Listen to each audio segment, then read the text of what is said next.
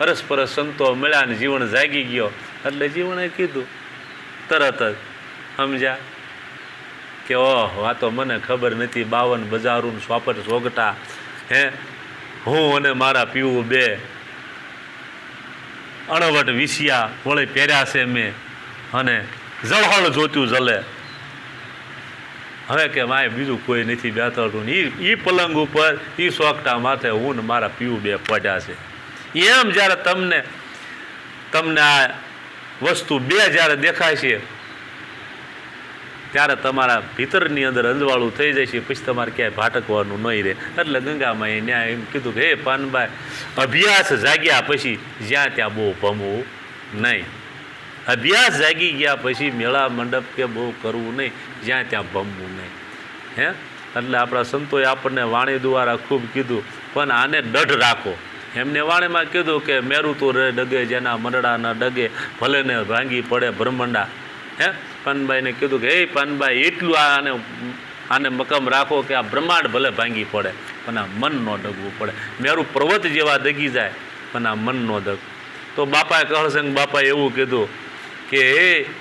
સત્યા એમ પતેવું છે જ્યારે આપણે કોઈ ભગતને ત્યાં બેઠા હતા ને ત્યારે આપણા ભગવાને જે વાત કરી હું તમને વાત કરું છું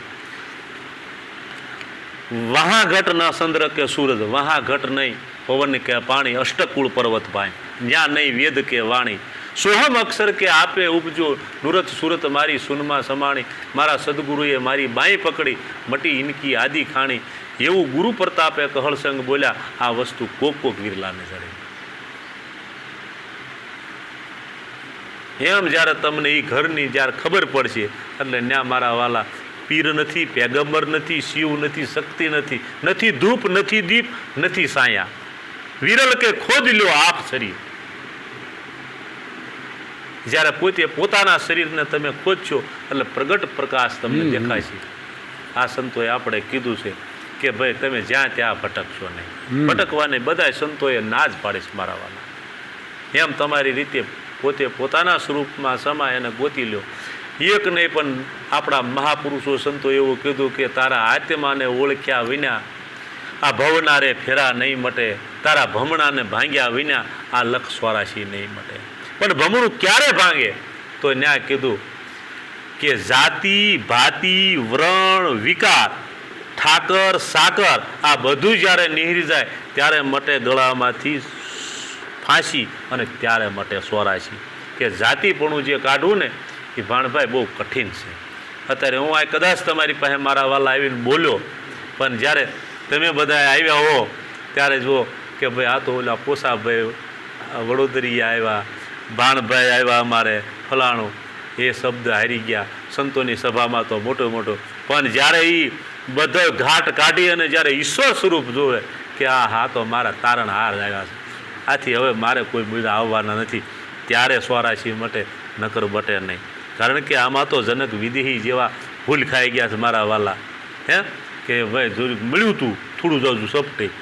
છતાં એક એવું ભગવાને સપનું મૂક્યું તો સપનામાં એવું થયું કે ઓહો આ શું ત્યાં પછી જીને આવે એને ભાઈ કેદમાં પૂરે આ હાસું બોલ્યું હાસું આ હાસું બોલ્યું હાસું 14,000 કેદમાં પૂર્યા અને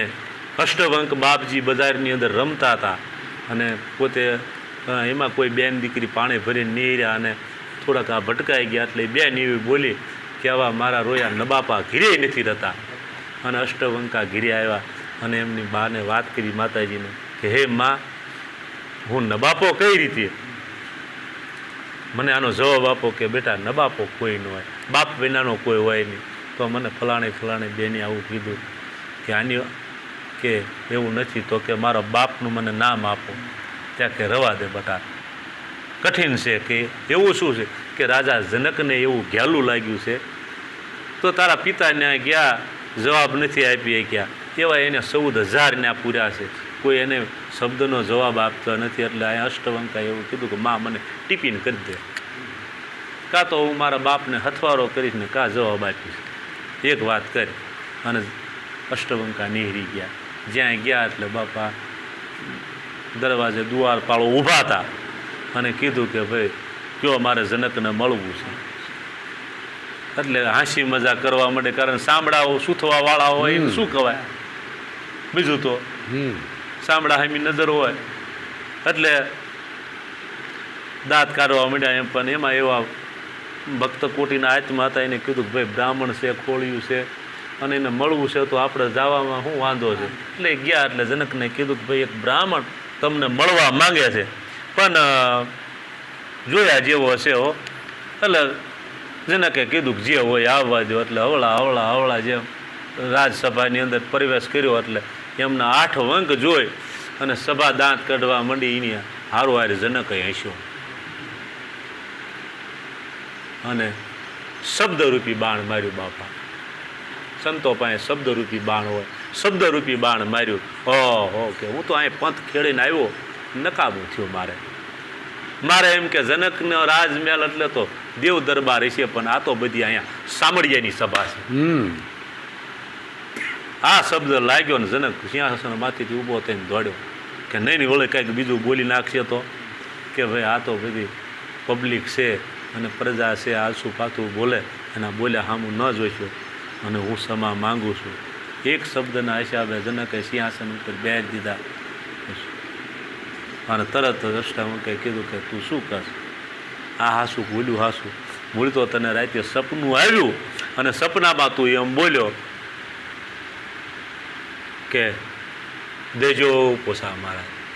ભીખ માંગી ઈ જ છે ને. અને જ્યાં સપનું તારું ઉડી ગયું ત્યાં તારા નામની સડે પોકારી કે તારે ઈ જ થયું ને કે આ હાસું બોલ્યું, હાસું કે એ સપનામાં તે ભીખ માંગતો તો એ પોસા મહારાજ કે ખોટું અને તારા નામની સડે પોકારે એ ખોટું. રાજા નામનું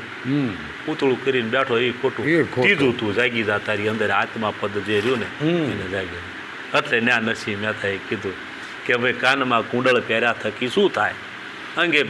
ભસમ લગાવ્યા થકી શું થાય, મંદિર મસ્જિદ બનાવ્યા થકી શું થાય,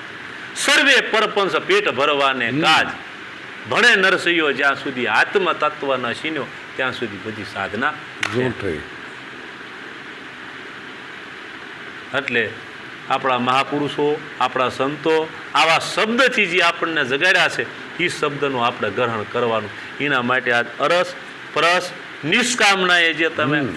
ભાવ વ્યક્ત કરી કે જેનામાં આપણે માનો ને કે હગા વાલા બધા આપણે આવે તો એ બધું હાટે પાટે હોય, એને સૂર્યમાં જમાડવા પડે, ઓલા જમાડવા હોય, આપણે દીકરી દીધી હોય અને જમાઈ આવે તો એ આપણે દીકરી થકી એને જમાડવા જોઈએ, આશરું પાછળ આપવું પડે. કદાચ સિગરેટ પીતા હોય સિગરેટ લાવી દેવી પડે, માવો ખાતા હોય તો માવો લાવી દેવો જોઈએ, કારણ કે આપણે દીકરી છે, આપણો હાથ હેઠે. એટલે ન્યા સંતોએ કીધું કે બધું આ હાટે પાટે બરાબર. અને આ જે મળ્યા અને જે તમે મારી જેવાને અહીં તમે એક આમંત્રણ આપ્યું, મારી જેવાને તમે જે અહીં તેડાવ્યો એ બાપા માથા હાટે છે. એટલે કીધું કે ભાઈ સંતને તેડાવવા એ માથા હાટે અને હગા બધા હાટે પાટે. હે આમાં કોઈ આપણે તમારે મારે કોઈ સવારથ નહીં. જે પૂર્વજન્મનો જે ખાતાના હંસો તમે જે પૂર્વજન્મની જ્યારે કમાણી જાણી છે અને પૂર્વજન્મની કમાણીનું તમને ભાન થયું છે, એટલે અરસપરસ તમારામાં જે કયા આ સાંભળાની આંખીએ જે જોવાનું છે એ બંધ કરી અને દિવ્ય સ્વરૂપે જોઈ અને બધામાં જ્યારે તમે સંતોનું સ્વરૂપ જોયું છે ત્યારે અરસપરસ આપણે બેઠા છીએ. અને આ કારણ કે આપણે માથે સંતોની અને ઈશ્વરની આપણી ઉપર અમી ધારા થઈ એટલે આ મોજ માનવી છે. એટલે આને પછી કીધું કે ભાઈ સંતોની રે સભાઓમાં મારો હંસલો સરસ છે સાસા મોતીડા, દેખ્યા હોય તો કે કઈ બતાવો હંસા કેવા, એ આ હંસા, બીજા હંસા હોતા નથી મારા.